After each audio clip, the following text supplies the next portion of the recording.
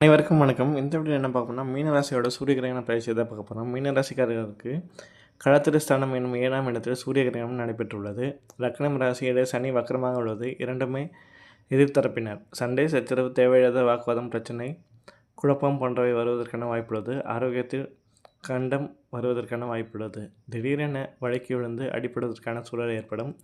கணவனாக இருந்தால் மனைவியை பிரியக்கூடிய நிலைமையும், மனைவியாக இருந்தால் கணவனை பிரியக்கூடிய நிலைமையும் ஏற்படும். வேலை, சண்டை, வன்மம் காரணமாகவும் பிரிய நேரிடும் என்பதால் கவனமாக இருக்க வேண்டும். மாமனார் உடல்நிலை, மாமியார் உடல்நிலை, 2ஆம் குழந்தையின் உடல்நிலை மிகுந்த கவனமாக இருப்பது நல்லது.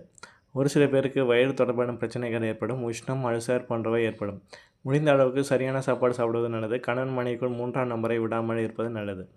சனி வக்கரமாக இருக்கும்போது நேரடியாக ஸ்தான பலம், பார்வை பலம் இருக்கும்போது நேரடியாக பாதிப்புகள் ஏற்படும். இரண்டுமே நேரெதிரானது என்பதால் மிகவும் கவனமாக இருக்க வேண்டும். மற்றவர்களை பற்றி தேவையில்லாமல் புறம் பேசுவதை தவிர்ப்பது நல்லது. பெரியவர்கள் சொல்வதை கேட்டு நடப்பது நல்லது. பொறுமையுடன் திட்டமிட்டு செயல்படுவது நன்மை ஏற்படுத்தும். அவசரப்படாமல் இருப்பது நல்லது. சனி ஜாதகத்தில் வக்கரமாக இருந்தால் நல்லது நடக்கும். இந்த சூரிய கிரகண காலகட்டத்தில் வாழ்க்கை துணைக்கு பாதிப்புகளை கொடுக்கும்.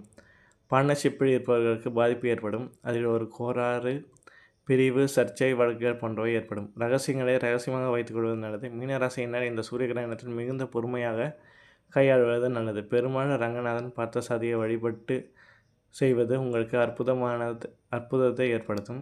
செம்பு பாத்திரத்தில் எள், கோதுமை, நெல் தானம் வைத்து பிராமணருக்கு தானமாக கொடுப்பது நன்மை தரும்.